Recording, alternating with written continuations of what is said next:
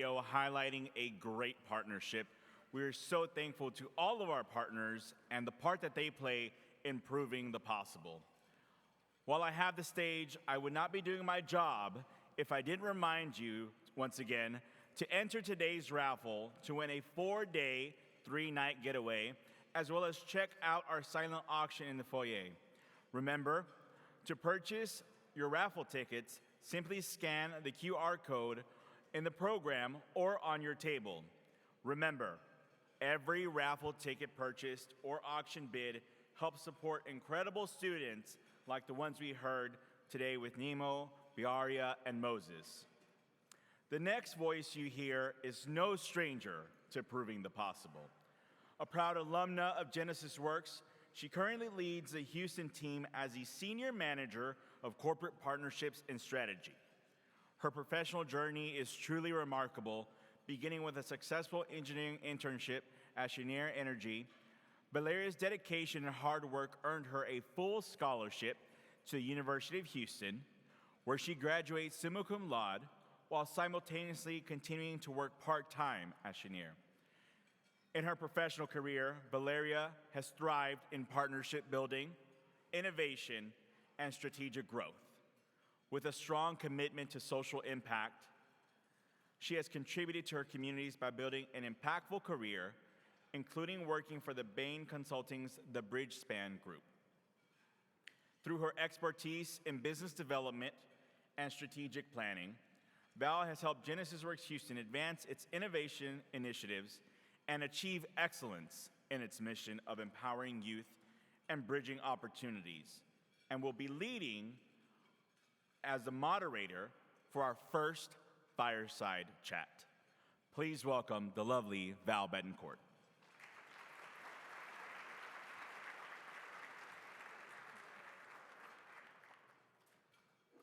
Thank you, Adrian. What an introduction. And good afternoon, everyone. Happy Friday. I hope you all are enjoying your lunch. I was a little bit nervous, so I chose not to eat before coming up here. And I'm also going to follow in Adrian's footsteps and not date myself by sharing my graduating year, but I will share my first few memories of Genesys Works, which ranged from curiosity to a healthy level of skepticism. And on the day that I interviewed to be a part of the summer training program, an immense sense of wonder. As I walked through those doors to 601 Jefferson, I remember feeling, I don't really know where this journey is going to take me, but I certainly felt the power of promise and opportunity that lied within this organization. Today, I have the amazing privilege and great responsibility to continue opening those doors for more young professionals in Houston. And it takes a village. Elizabeth mentioned that today during our VIP reception as well.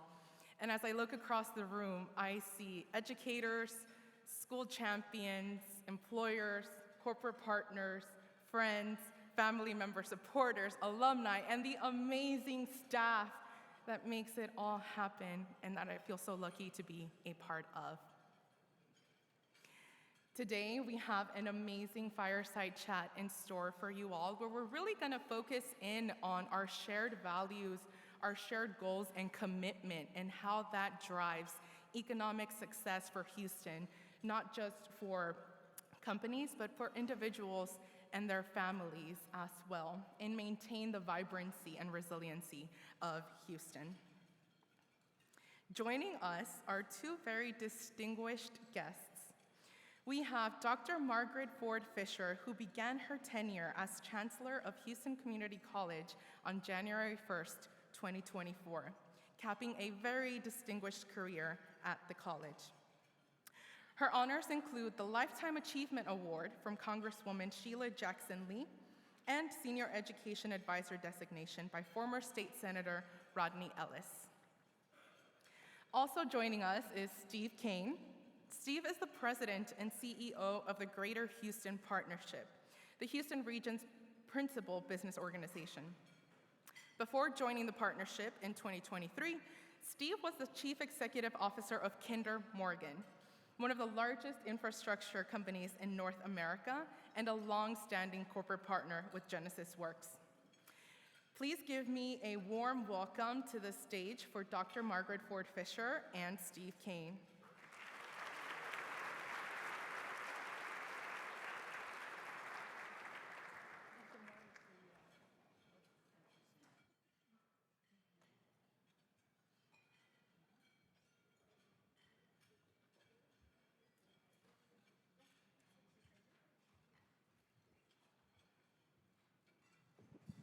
Okay, got some waters for you all to stay hydrated.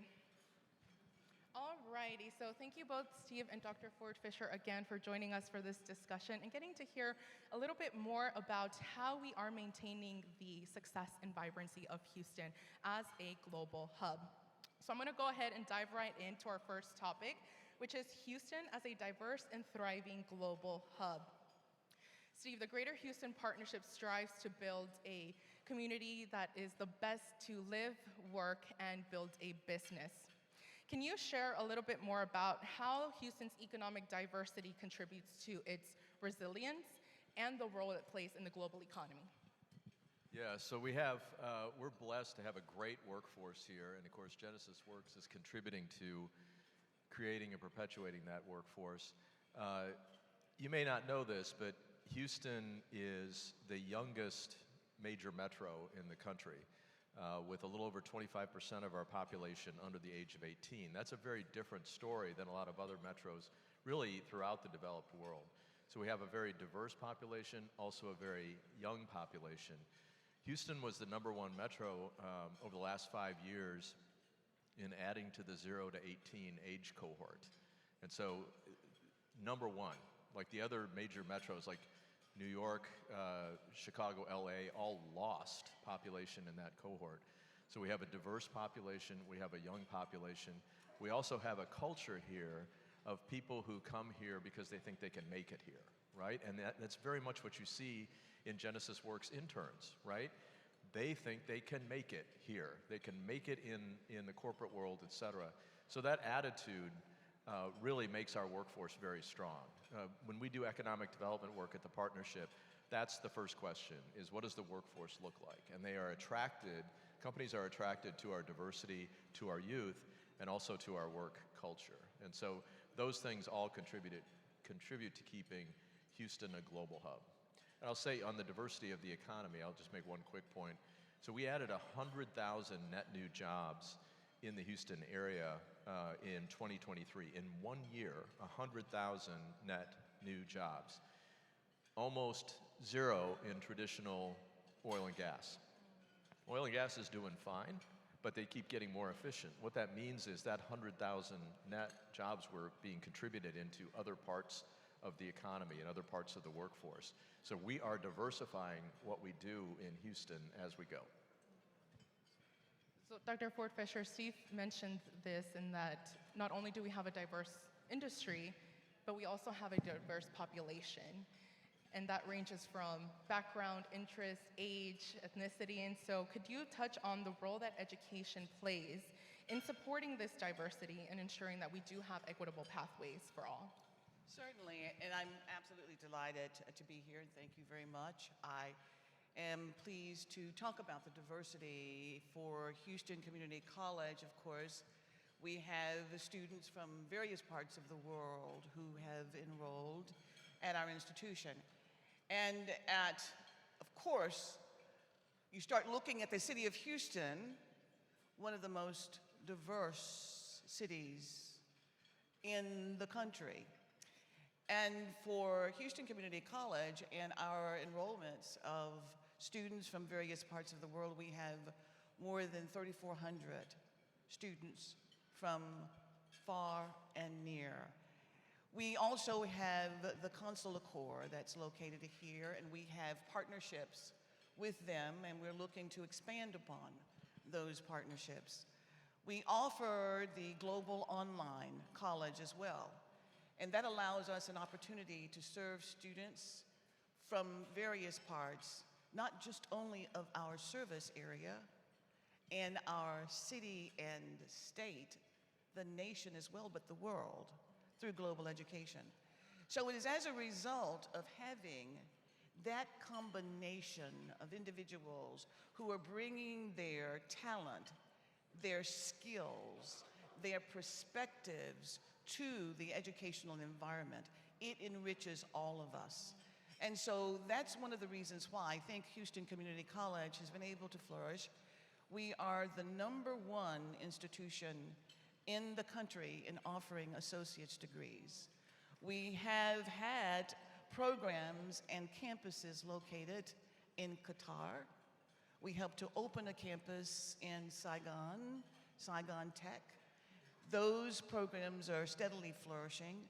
So as a result of our reach, we have also been enriched by those opportunities to engage with, to learn from, to educate various populations in various parts of the world, and to bring the best of everything back to our institution here in our city. Wow, that's fantastic. So drilling into that piece around workforce development as a key economic driver to the global hub and the vibrancy of Houston, Dr. Ford Fisher, how must education continue to adapt its programs to meet the demands of Houston's key industries, but also of those diverse populations, whether it be Houston natives or folks coming from across the globe? And you touched on some of those innovative initiatives, and I know you also launched HCC's online college, and so accessibility is also a big piece to that. Can you expand on that? You know, it's wonderful because when we established the online college, it was wonderful that, of course, it was during a time before COVID and the disruption there, but we were able to develop a program that became one of the best as per Newsweek Global in the world, and that was for 2 consecutive years. We were able to enroll over 67,000 students during COVID in programs, and I think that's really critically important. For us, we have more than 291 various courses that we offer. We have 14 centers of excellence at the Houston Community College that touch on each one of the major segments within the workforce. We also have an academic center of excellence that allows our students to prepare to transfer to 4-year institutions. Based upon the way the Houston Community College was founded within the Houston Independent School District, we then were able to also embrace the adult high school, the adult education programs, the ESL programs. And so we provide that pathway all the way from adult education, GED, ESL, on through to certificates, degrees, baccalaureate degrees in artificial intelligence, robotics, healthcare management, and all of that is available to the community at a community college price, from an associate's degree all the way through to a baccalaureate degree. So we are serving industries. We have partnerships, apprenticeships. Every single major industry has a connection to the Houston Community College because of our 14 centers of excellence, each one of them having an advisory committee and the specializations. We're also working with the Greater Houston Partnership, which provides all of the support, information, the connections to other businesses, and provides us with the guidance that we need as we work to hone our programs to be on the competitive edge of education and training to serve the workforce. Yeah, I've been to your AI lab, I've Yes. seen your cyber lab and your virtual reality lab, and this is happening in the Houston Community College. It's just amazing what you guys are doing. Thank you so very, very much. And the HCC Coleman location too, which is phenomenal. If you all ever get a chance to see that, it's an amazing facility. Yes, yes it is. Yeah. Thank you. So Steve, Dr. Ford Fisher just shared a whole plethora of opportunities and initiatives that they are doing to build a talent-strong Houston. And I've heard you say, I'm gonna paraphrase a little bit, that Houston is the place to prove your idea works, and that in order to make it, you must take risks, which resonates deeply with me as a first-generation Mexican American. So I want to hear from you, what risks in human capital and talent management must employers take to scale, innovate, prove the possible responsibly? Yeah, so I think the community college system that we have is remarkable, okay? We have about 185,000 students in our metro area in the various community colleges. And so that's a lot of people. and the credentials can be obtained sometimes in a very short period of time. A certificate can be obtained in a short period of time. So that's a lot of people in a short period of time. And so that's a real game changer. What the community colleges are doing in implementing House Bill 8, the higher ed reform, that is a new funding model that's based on producing credentials of value that are going to get you a job, get you paid, get you promoted, whatever. That's going to be a fundamental change. What employers need to do is work with community colleges on developing those credentials of value. And so we convene a group called Upskill. Peter Beard is here, and Carl Salazar from our Upskill initiative, who we convene community colleges and employers as we're talking through the implementation of House Bill 8. That's one role for employers. Another is going to be increasing apprenticeship programs and on-the-job training and developing people within the existing organization, or training new employees as they're getting instruction, also learning on the job. And we did some work with the Burning Glass Institute, which is a think tank. They estimated that there's been, in the last 5 years, 37% changeover in skills. Now, I'm not sure how they measured that, but that's a big change in a short period of time. And it's very hard to keep up with the curriculum changes and all the rest of it, especially in a 4-year institution. And so that, I think, makes it incumbent upon employers to do more of their own talent development. We're not going to get it done with community colleges alone. Employers, the private sector, is going to have to do a fair amount of this. So expanding on that, would you like to answer? Oh, expanding upon that, yes, I agree that, the demands are really great. The changes are occurring rapidly. And one of the things that we have done at HEC is that because of the demands for the talent, that we have not only opened up our centers to offer the education and training, the technical skills and support, but also we have established partnerships with businesses as well to go to their locations, to train their employees that they would like to have scaled up in terms of their competencies to move into higher level positions, or to be able to address those changing trends and the skills that are needed. So we're open to that with the employers, because sometimes they tell us from the advisory committees is that it's going to take away from their time, their efforts, their energy in order to train as well, so they want us to do it. Others, as you so rightly indicated, they are doing it themselves. But insofar as we can be that great partner for business and industry, we want to do that so that we can do what we know we can do best by working with business and industry to find out what those competencies are, what those technical skills are. They will be the leads to tell us what to do.